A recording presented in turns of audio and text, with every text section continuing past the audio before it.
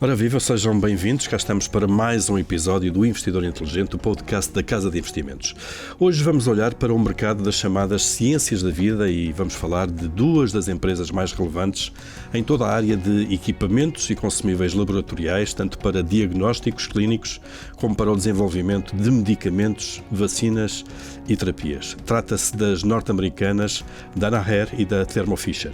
Eu sou o Paulo Ferreira, comigo estão o Paulo Leite e o João Fontes, analistas sénior da Casa de Investimentos, que nos vão explicar quem são estas duas empresas, o que fazem e porque é que são ou não são bons negócios. Este podcast tem o propósito informativo e didático e não representa qualquer oferta ou conselho de investimento. A Casa de Investimentos pode ter ou vir a ter posições nos títulos que são referidos.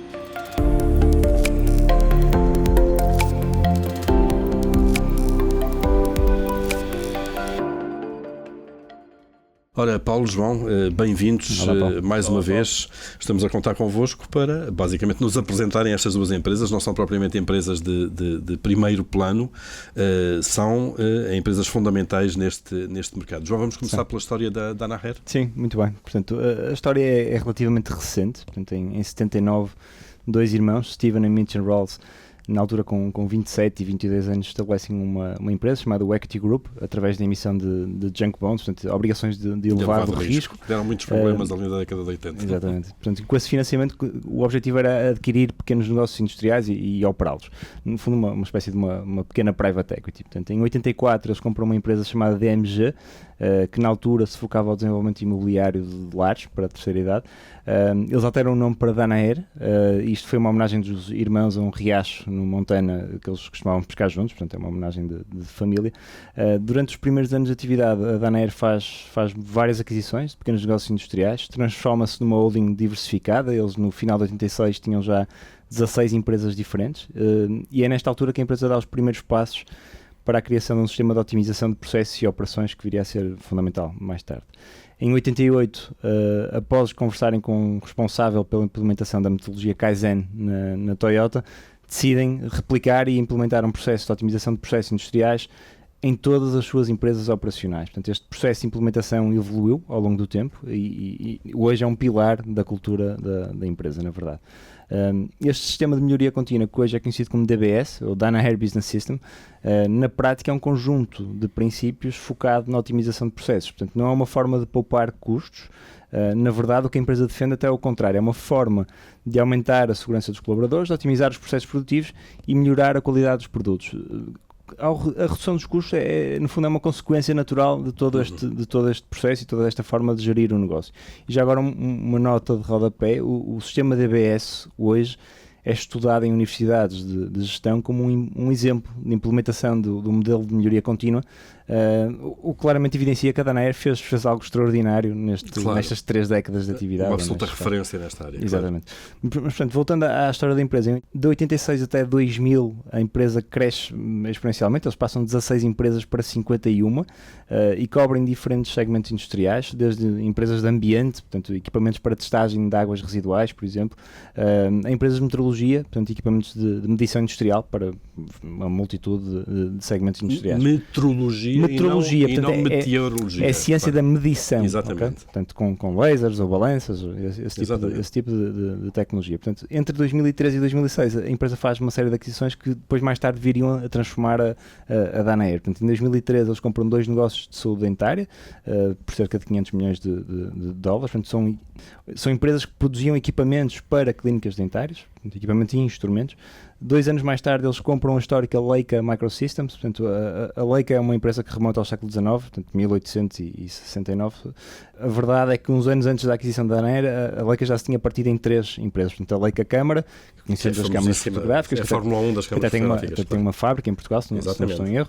No norte. Depois, 2 anos mais tarde, separaram a Leica Microsystems, que são os microscópios para diagnóstico e para ciências da vida, e a Leica Geosystems, que são equipamentos de topografia. Portanto, o que eles compraram foi a Leica Microsystems por cerca de 500 milhões de dólares. E nesse mesmo ano compram também uma empresa europeia, a Radiometer, que é uma empresa que fazia instrumentos para análise de gases no sangue por 730 milhões. Portanto, eles com estas aquisições entram verdadeiramente no segmento da saúde e, portanto, penso que em 96, isto já representaria cerca de 25% das receitas do grupo. Portanto, que era diversificado de alguma maneira o grupo. É bastante diversificado nesta fase. Portanto, e toda a história da Danaher é marcada por muitas aquisições. Portanto, eles depois, uns anos mais tarde, em 2011, compram a Beckman Coulter por 6,8 mil milhões de dólares. Portanto, isto numa altura que a Danaher tinha uma capitalização de cerca de 30 mil milhões. Portanto, era uma aquisição bastante relevante.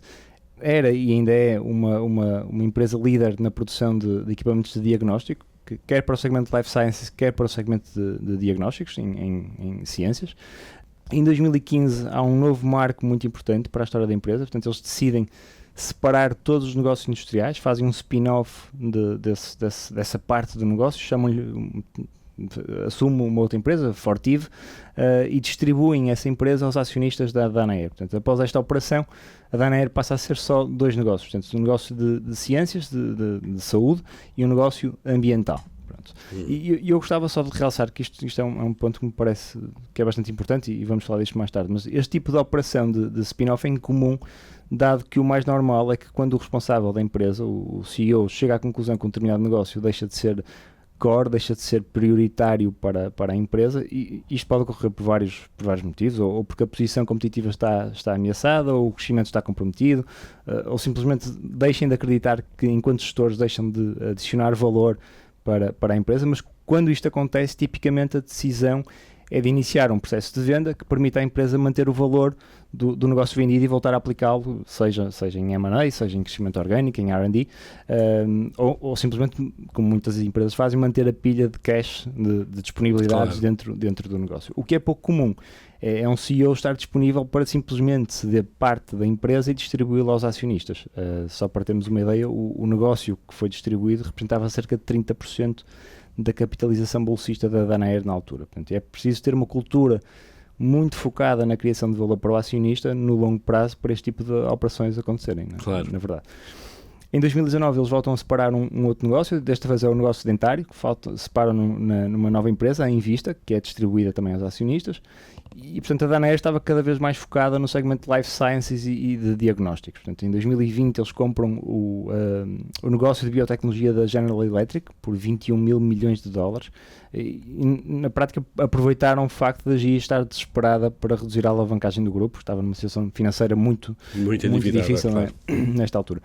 A Danaher passa a ser a principal referência como fornecedor de equipamentos para o mercado de biotecnologia, nomeadamente no segmento de produção de medicamentos biológicos, como vamos ver mais tarde, foi uma decisão chave na empresa.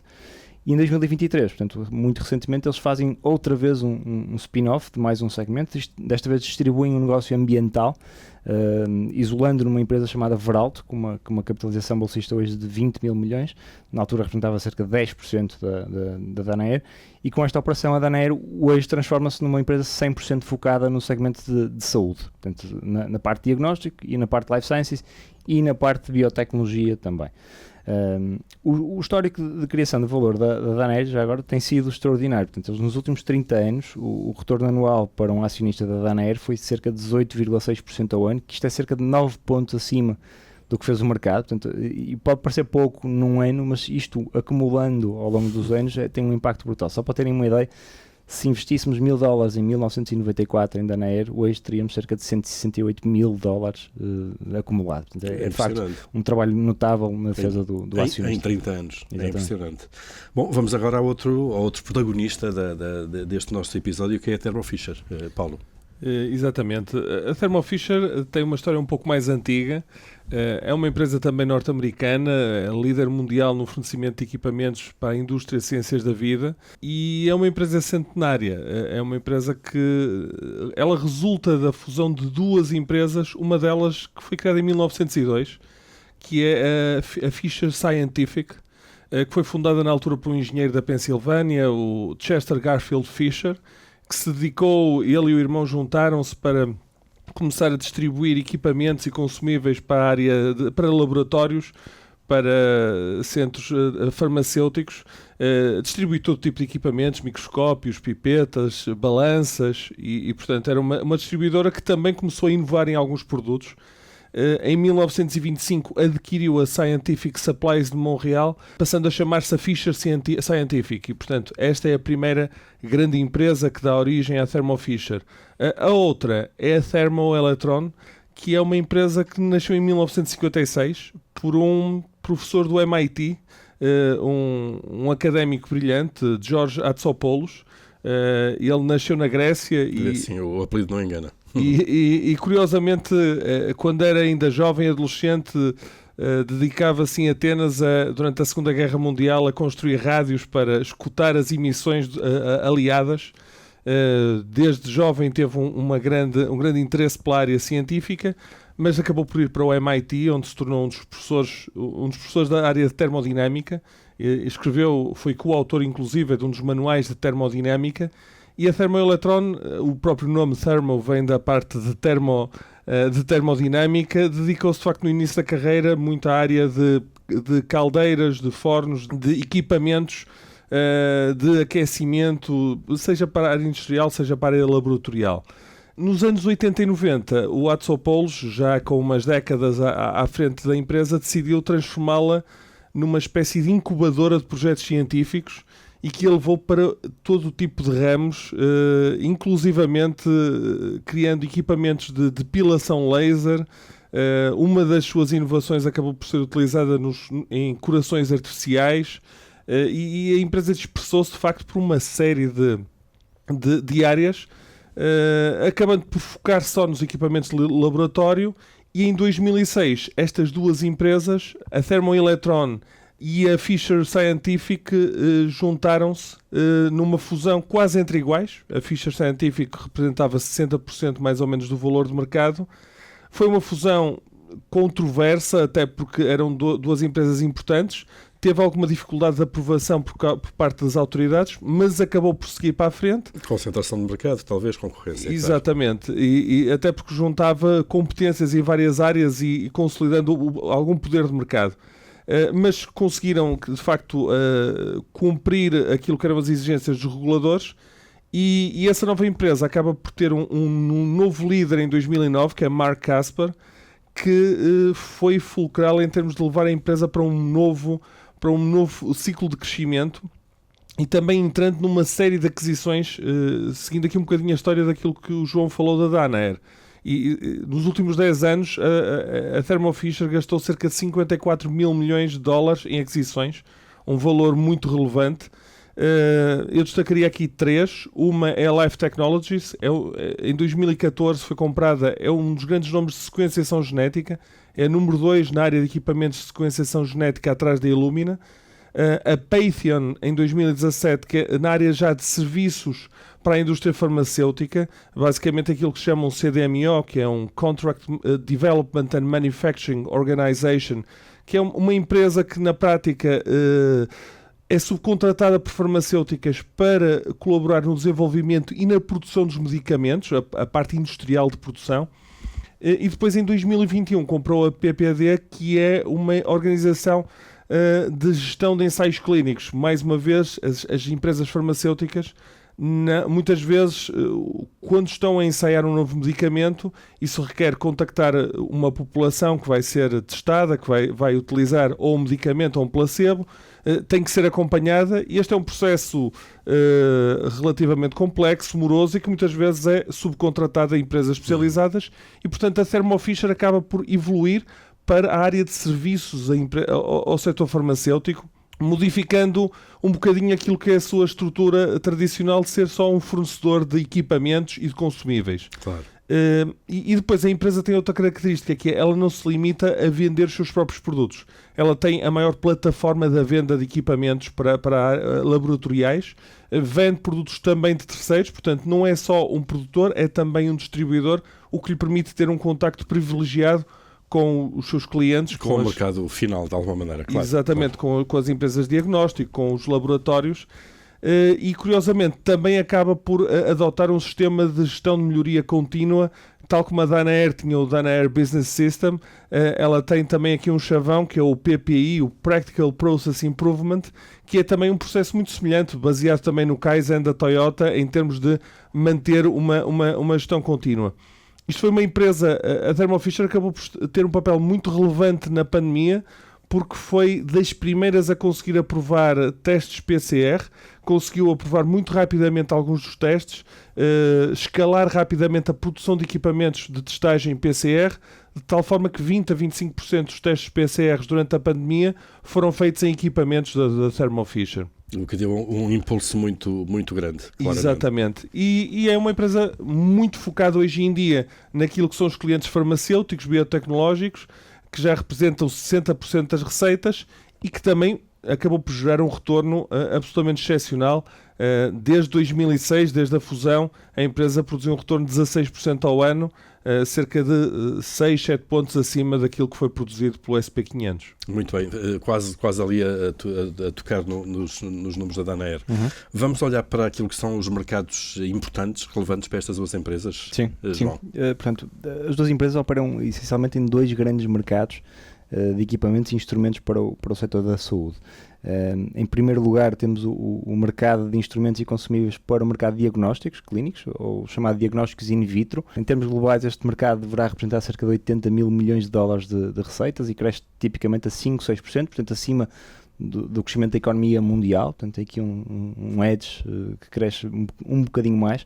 Exceção feita à pandemia, onde aí sim teve claramente um chamado tailwind, um vento pelas costas muito forte. Eles cresceram o mercado expandiu cerca de 20, 30% nesses 2 anos. Portanto, o mercado de diagnósticos in vitro inclui a testagem de espécimes biológicos, portanto, estamos a falar de amostras de sangue, de urina, de tecidos, etc., num laboratório ou num ponto de cuidado, portanto, numa clínica ou num hospital. Há aqui um dado que eu acho que é bastante interessante e permite informar sobre a importância deste mercado. 70% das decisões hospitalares são hoje em dia realizadas com base num ou mais diagnósticos in vitro. Portanto, isto reflete bastante bem a importância fundamental e esta percentagem tem vindo a aumentar com o passar do tempo. Penso que caminhamos a prazo para que qualquer decisão médica hoje ou no futuro seja feita com base num diagnóstico in vitro. O mercado é muito fragmentado, estando em alguns casos mais concentrado, depende um bocadinho da tecnologia base. Quanto mais madura for a tecnologia, mais concentrado tipicamente está esse mercado, e só para dar aqui 2 exemplos, portanto, o mercado de hematologia, de equipamentos para hematologia ou para análise de tecidos orgânicos, são 2 exemplos claros de mercados onde a tecnologia está mais madura e, portanto, estão já mais concentrados. Portanto, no caso da hematologia, os 4 maiores players têm cerca de 70% do mercado global de instrumentos e de consumíveis, e já no mercado de tecidos orgânicos esta porcentagem até é maior, os 3 maiores players têm cerca de 80%. Isto acontece porque, de facto, como a tecnologia não tem evoluído de uma forma significativa, o tempo é amigo para a consolidação, não é? Portanto, claro. As empresas acabam por se comprar umas às outras e acabam por consolidar essa posição. O oposto também é verdade. Em mercados onde tem havido um nível de evolução tecnológica maior, como é o caso da sequenciação genética, por exemplo, ou diagnóstico molecular, isso é evidente porque os 4 maiores players aqui só têm uma cota de mercado só de 40%. Pronto. Em termos globais, o mercado de diagnósticos in vitro, de cerca de as 5 maiores empresas têm cerca de 50% do mercado, que são elas a Danaher, a Thermo Fisher e já agora a Roche, a Siemens e a Abbott, que são de facto as grandes empresas neste setor. Outro mercado relevante para eles é a área das ciências da vida, Life Sciences. Exatamente. E aqui ambas as empresas têm aqui uma exposição muito relevante, e aqui são os equipamentos consumíveis para laboratórios, essencialmente de investigação para o desenvolvimento de novos medicamentos, e é uma área em que a complexidade se tem acentuado ao longo dos últimos anos. Nós temos cada vez mais medicamentos biológicos, que são medicamentos produzidos a partir de células vivas, que têm que ser purificadas e depois devidamente cultivadas e reproduzidas.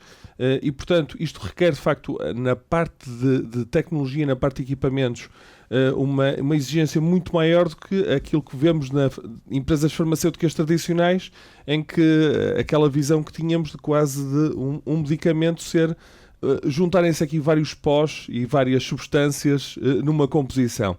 E na área de ciências da vida, de facto, há aqui uma forma de prender os clientes aos equipamentos durante muito tempo, porque quando eu estou num processo de investigação a desenvolver um medicamento, tipicamente há muitos desses equipamentos estão registados nas fichas técnicas de aprovação junto das autoridades médicas e não é possível fazer a alteração, ou melhor, é possível, mas requer uma alteração burocrática e trabalhosa que pode atrasar ou comprometer aquilo que é o processo. Claro, é uma questão regulatória, então, importante. Exatamente, porque eu não posso começar a fazer testagem num equipamento e depois modificá-lo, porque isso pode alterar os resultados. Isso tem o efeito de os contratos estenderem por mais de uma década. Isto porque o desenvolvimento do medicamento, desde as ideias iniciais, os testes iniciais, até se fazerem os ensaios clínicos com várias populações, passam-se tipicamente mais de 10 anos e esses equipamentos acabam por estar presos, de facto, em todo este processo, o que cria aqui uma fidelidade tremenda da parte dos clientes. O custo de saída é muito grande. Exatamente. Para a concorrência, claro. Por outro lado, os investigadores têm uma relutância tremenda a mudar dos seus fornecedores porque estão habituados com determinadas máquinas, já muitas vezes do período universitário, dos seus primeiros passos na investigação, e há uma relutância tremenda. Chega mesmo a haver às vezes, o que pode ser caricato, chega a haver às vezes mesmo superstição de alguns investigadores que nós esperaríamos que seriam o máximo de racionalismo científico, mas que muitas vezes têm uma superstição de quererem usar aquele equipamento daquela marca porque é aquele que acham que lhes vai dar a sorte de vida. E claro, que vai garantir que a invenção está lá de alguma maneira. A inovação é garantida. Claro. E portanto isto é uma área de negócio que prende de facto durante muito tempo os clientes, porque os custos de mudança acabam por ser elevados. Muito bem.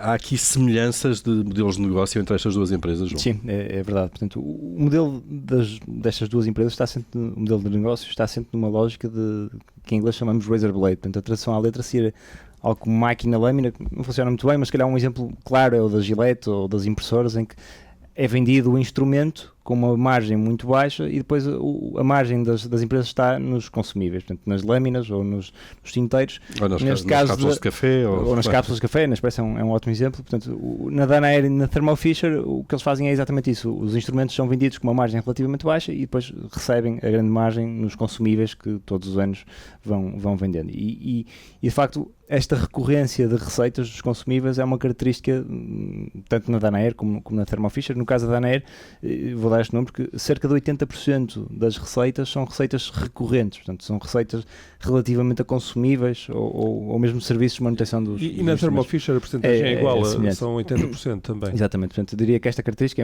é parecida nas duas empresas. Uma segunda característica que eu acho que é notória na história das duas empresas é a forma criteriosa que eles têm de alocação de capital. Portanto, o M&A é uma parte integral na tese de investimento das duas empresas. Elas são especialistas em encontrar negócios com problemas de gestão, implementar o tal sistema de otimização, no caso da Danaher o DBS, no caso da Thermo Fisher o PPI, e com isso conseguem acelerar o crescimento e melhorar a rentabilidade dos negócios e de facto criar valor para os acionistas. Relativamente à alocação de capital, há aquela característica que eu falei da Danaher, que me parece que merece destaque, que é a capacidade que a gestão tem tido de separar partes do negócio que não são tão relevantes e distribuí-las aos acionistas. Portanto, isto é um sinal claro da vontade que a gestão tem de criar valor para os seus acionistas e não guardar esse valor para si. E quanto ao modelo de distribuição, eles também têm semelhanças, porque eles têm um modelo de venda misto, na verdade. Eles têm recurso a uma rede própria de vendedores em determinados mercados, em mercados onde não são tão relevantes ou que não é tão grande, não é tão elevada o potencial de receitas, eles acabam por usar uma rede de distribuidores, e isto é uma característica que tanto a Danaher como a Thermo Fisher faz isto. Isto são as características que os juntam de alguma maneira, mas depois também, Paulo, há diferenças de modelos de negócio, há coisas que os separam. Há algumas diferenças de facto entre eles. Por um lado, a dimensão, apesar de serem duas grandes empresas, a Thermo Fisher acaba por ter um volume de negócios de cerca de 43 mil milhões de dólares, a Danaher andará nos 24 mil milhões, portanto uma é quase o dobro da outra em termos de dimensão. Aqui também porque a própria Danaher foi separando negócios, concentrando-se também nas áreas que achava mais interessantes para continuar o seu trajeto, e isso acabou por conter também aquilo que é o seu crescimento em termos de volume de negócios puramente numérico. Depois há uma diferença grande na sua abordagem, que é a Danaher tem uma abordagem mais de private equity, isto é, compra as empresas, mas mantém uma grande autonomia no seu funcionamento operacional, enquanto que a Thermo Fisher integra-as mais e muitas vezes integra-as até debaixo da própria marca, até porque a Thermo Fisher tem um pouco a ambição de se tornar aquilo que se chama uma one-stop shop para os seus clientes, portanto ser um agregador de todo tipo de serviços e produtos, e portanto é importante para isso centralizar, criar uma marca única, apesar de obviamente manter algumas das marcas mais relevantes em algumas áreas, mas há um esforço mais de concentração, de unificação em termos de gestão. Depois há uma diferença grande, que é a Thermo Fisher tem um negócio de distribuição que vende produtos terceiros, a Danaher não tem a mesma característica, e depois mesmo o próprio sistema de gestão, o Danaher Business Systems e o PPI, são algo diferentes. A Danaher é mais rígida, mas que também se calhar consegue ter resultados mais... consegue concretizar melhor naquilo que é a execução do seu modelo. A Thermo Fisher se calhar não é tão rígida, mais flexível, seja para o bem, seja para o mal, naquilo que é a integração, claro, às vezes de empresas. E depois há uma diferença também naquilo que são os mercados finais. A Danaher está mais exposta àquilo que é a área de diagnóstico, àquilo que é testagem em ambiente hospitalar, em laboratórios clínicos. A Thermo Fisher está a focar-se mais na área de desenvolvimento e produção de medicamentos, portanto na área farmacêutica, e portanto certo, as duas empresas na fase mais recuada na fase mais recuada daquilo que é a cadeia de valor de saúde e de ciências da vida, e portanto as duas empresas acabam por estar aqui um bocadinho focadas em áreas ligeiramente diferentes, e apesar de concorrerem uma com a outra, frequentemente acabam por não concorrer porque estão muito focadas em áreas específicas. Mesmo equipamentos que têm o mesmo nome podem às vezes de facto ter aplicações diferentes e especializações diferentes. Claro. Vamos olhar então agora, já vimos aqui as semelhanças e as diferenças entre ambas. Vamos ver como é que recentemente os negócios têm evoluído, João. Sim. Portanto, a Danaher entre 2010 e final de 2022 viu as suas receitas aumentar 12% ao ano, ainda com várias alterações de portfólio, portanto, com aquisições, com desinvestimentos. Portanto, se excluíssemos esses efeitos em termos orgânicos, ela teria crescido cerca de 6,5% ao ano em termos de receitas, o que é acima do mercado. Portanto, eles têm conseguido ganhar cota de mercado de uma forma orgânica e, para além disso, depois com as aquisições, têm expandido ainda mais a sua presença no mercado.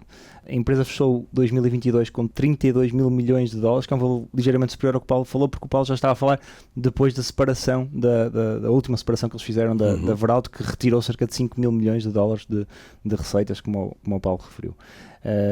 Este volume de negócios reparte-se em cerca de 60% para a área de Life Sciences, portanto, ciências da vida mais biotecnologia, e 40% para o segmento de diagnósticos, como o Paulo referiu, é bastante acima do que tem uma Thermo Fisher. Há um ponto que eu acho que merece destaque na Danaher, que é a expansão que eles conseguiram da rentabilidade. Portanto, eles nos últimos 10 anos, na última década, eles conseguiram expandir cerca de 10 pontos a margem operacional. Portanto, eles passaram de uma margem de 17% para 27%, é impressionante que isso. É impressionante.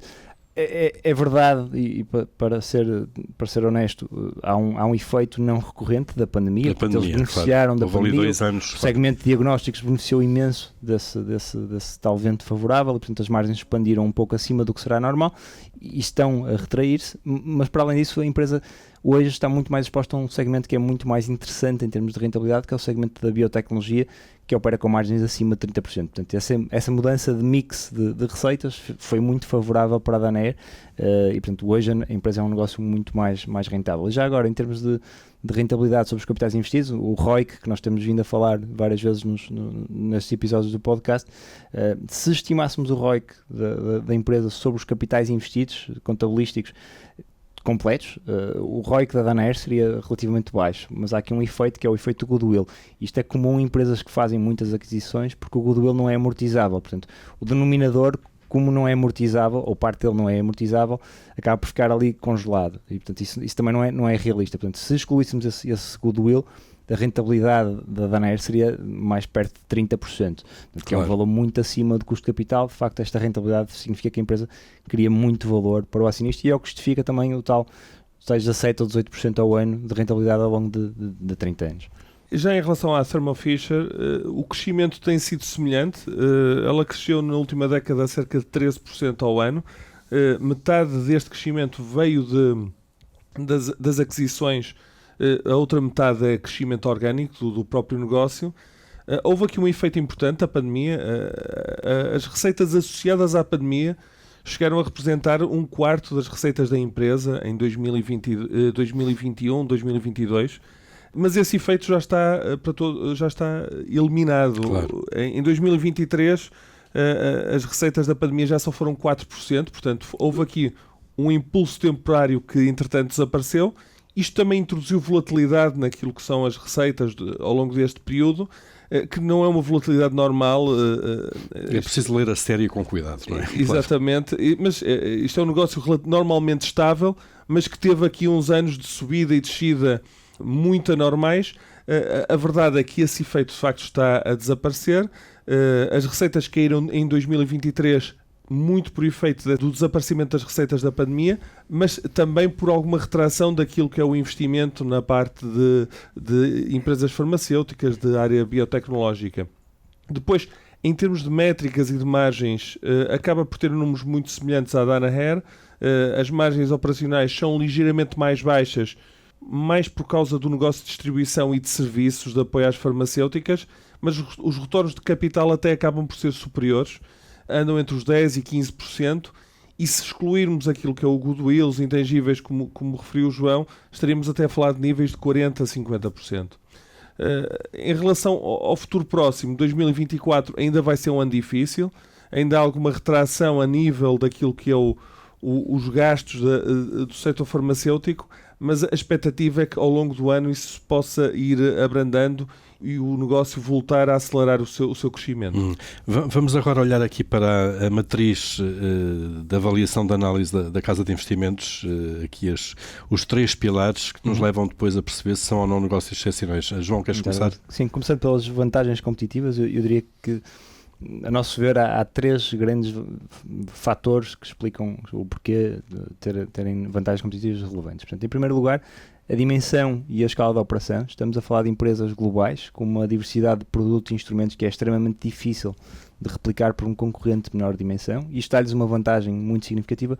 Já conseguem ser a tal one-stop shop que o Paulo falava há pouco, portanto, ser uma loja em que consegue fornecer todos os produtos para os clientes. Isto para uma pequena farmacêutica ou para uma clínica de investigação é uma vantagem muito grande, porque implica que só têm que falar com um fornecedor, ou pelo menos reduzir o número de fornecedores que têm que falar. Porque, obviamente, nem a Danaher nem a Thermo Fisher ambicionam ser o único player no setor, mas isto é uma vantagem clara para estas empresas. Além de que, para desenvolver um equipamento complexo como um espectrómetro de massa, digamos, isto requer uma capacidade tecnológica que não está ao acesso de qualquer empresa. Exatamente.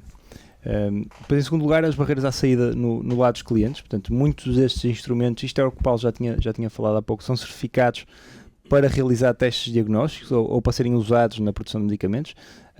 Após esta certificação pelas entidades reguladoras, é muito complexo alterar e adicionar instrumentos alternativos, e muitas vezes o custo de aprovar novos instrumentos é de tal ordem que não compensa, mesmo que consigam comprar os novos instrumentos com um preço mais barato. Que no fundo que cubra isso. Exatamente.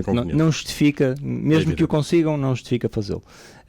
E por último, um bocadinho o que o Paulo estava a dizer, a base de ativos intangíveis acumulada sob a forma de marcas, patentes, know-how, de décadas de operação destas empresas numa indústria que é muito complexa e em constante evolução, fazem com que estes negócios de facto sejam extremamente difíceis de replicar. E aqui é um setor em que a propriedade intelectual é fundamental, e as patentes, não é? Exatamente. Claro. Depois, isto é um setor que tem avenidas de crescimento muito interessantes. Não estamos a falar de um crescimento explosivo, mas os gastos em saúde vão continuar a crescer em termos globais, e há aqui, se calhar, alguns números que era importante ter em mente. Hoje em dia, 84% da população mundial vive em economias emergentes. nestas economias vamos assistir a um crescimento daquilo que é a classe média e o acesso crescente a serviços de saúde por esta classe média nestes países. Até 2030, mais de 1,3 mil milhões de pessoas deverão deixar de estar numa posição de situação de pobreza e integrar esta classe média. Isto vai aumentar, obviamente, aquilo que são a procura de serviços de saúde. Claro, aliás, os cuidados de saúde, os indicadores de saúde são um dos grandes indicadores para aferir o desenvolvimento das sociedades, como é evidente. E aquilo que, por exemplo, os testes de diagnóstico que o João referia, diagnósticos in vitro, são muito comuns e já são um negócio maduro em economias como a norte-americana, como a europeia, mas há camadas enormes da população em países emergentes que não têm acesso a esse tipo de diagnósticos. Por outro lado, temos o envelhecimento da população e há uma estimativa que diz que aponta para os custos de saúde triplicarem a partir dos 65 anos de idade. Ora, nós neste momento temos cerca de 700 milhões de pessoas com mais de 65 anos de idade. Até 2050 estima-se que este número duplique. Isto vai, obviamente, também levar a um acréscimo de despesas e de custos de saúde. E depois, enfim, há aquilo que é o desenvolvimento tecnológico, por exemplo, o aumento de medicamentos biológicos. Hoje em dia, metade dos medicamentos desenvolvidos a nível global já são medicamentos biológicos. Estes medicamentos requerem, de facto, uma componente tecnológica diferente, que não era necessária nos equipamentos tradicionais, e ainda há uma expectativa grande que, por exemplo, a inteligência artificial possa estimular o desenvolvimento de novas soluções, de novos medicamentos, e a inteligência pode, de facto, suscitar ideias e novas oportunidades, mas a inteligência artificial. Mas depois vai ser preciso testar, fabricar todos estes medicamentos. E depois há outra tendência que é muito importante, que é a subcontratação por parte das empresas farmacêuticas. Tradicionalmente as empresas farmacêuticas faziam tudo, tratavam de tudo aquilo que eram os seus serviços e a produção. Hoje em dia, cada vez mais elas procuram focar-se naquilo que é o crucial, o desenvolvimento dos medicamentos e a sua comercialização, e entregar a terceiros aquilo que seja os ensaios clínicos, a produção industrial dos medicamentos. O fabrico. E isso cria oportunidades. Por exemplo, a Thermo Fisher está exposta exatamente a essa área de serviços. Portanto, estamos a falar aqui de uma indústria o setor das ciências da vida, que deverá continuar a crescer acima do PIB e que, expectavelmente, com taxas entre 4% a 6%, que criam aqui, de facto, uma sustentação de crescimento para estas empresas ao longo da próxima década. Boas perspectivas, então. Vamos olhar agora para a equipa de gestão, claro, e a cultura destas empresas, João. Sim. Tanto a Danaher como a Thermo Fisher são exemplos claros de duas empresas que, através de uma exímia alocação de capital ao longo do tempo, foram sendo capazes de mudar e adaptarem-se a novas tecnologias e à evolução do setor. Portanto, ao comprarem ao longo do tempo negócios complementares, hoje, na verdade, são duas das maiores empresas mundiais a operar no mercado de saúde. Os modelos de otimização de processo e integração de aquisições, o DBS e o PPI, são dados como exemplos em escolas de gestão e são um sinal claro que as empresas conseguiram, ao longo do tempo, criar uma cultura baseada em valores comuns em toda a organização. Portanto, ao contrário de empresas cuja cultura está assente e focada na existência de um fundador, portanto um one-man show, estas duas empresas parecem existir enquanto organismos cujos vários membros partilham uma identidade comum, onde o DBS e o PPI são peças centrais dessa identidade comum. Portanto, isto é uma característica muito importante, pois assegura a continuidade da operação, independentemente das pessoas que lideram as diferentes áreas de negócio. Portanto, isto faz-nos sentir muito confiantes que isto são duas empresas que vão perdurar pelas próximas décadas e, portanto, são negócios que temos muita confiança que a gestão vai continuar a fazer o melhor pelo acionista. Passam neste teste, não é, dos 3 pilares aqui das avenidas de crescimento, das vantagens competitivas e também da equipa de gestão. Muito bem, estamos apresentados então às norte-americanas Danaher e Thermo Fisher. Foram o Paulo Leite e o João Fontes que nos trouxeram aqui a radiografia destas duas. São irmãs, não são gêmeas propriamente, não é? Mas são são empresas concorrentes aqui, não concorrentes são ali. primas. São primas, exatamente, são da família e são primas, mas que são fundamentais, de facto, nos bastidores do grande mercado que são as ciências da vida e os diagnósticos. Este episódio do Investidor Inteligente fica então por aqui. Este podcast da Casa de Investimentos regressa brevemente com novas empresas, novos mercados, novos temas. Até lá.